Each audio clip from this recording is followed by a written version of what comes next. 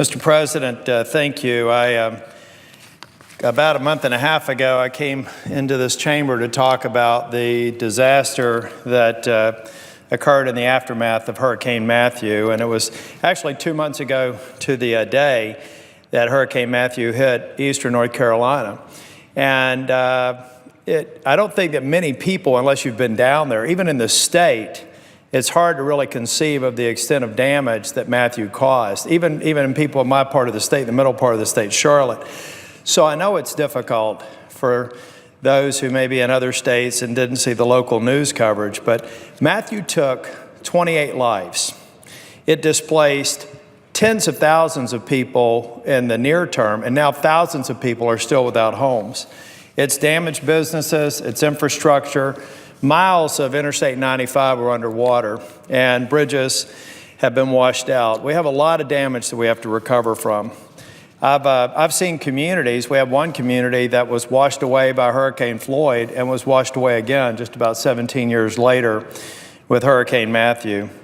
Neighborhoods completely underwater. I was in Fayetteville. There was a Habitat for Humanity neighborhood that had 90 homes. 60 of the houses are uninhabitable now. And they were in areas that were in floodplains. This was a 1,000-year rain event, a 500-year flood event. In other words, this is not likely to happen again in our lifetimes, maybe not even the Pages' lifetimes. It's an incredible event that's going to take a lot of time and effort to recover from, and resources. The human and economic toll, we're still trying to tally. The disaster is going to take probably decades to fully recover, as we're seeing with Floyd. But we will recover, because that's what North Carolinians do. That's what Americans do.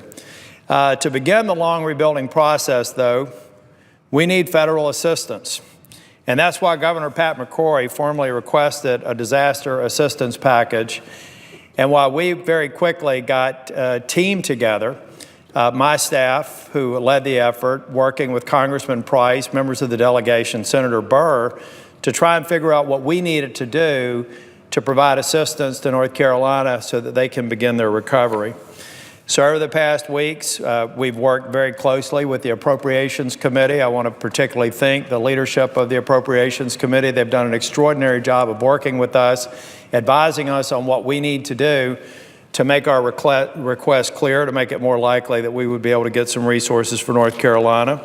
I specifically want to thank two of my staff who worked very hard. They were literally working on the disaster plan after the rains fell and before the river started cresting. And that's Towers Mingeldorf and Kayla Dolan from my office. They did extraordinary work, and I'm proud of the work that they've done on our behalf and on behalf of North Carolinians. Now, at the end of the day, we now have a continuing resolution as a result of their hard work and cooperation with the Appropriations Committee.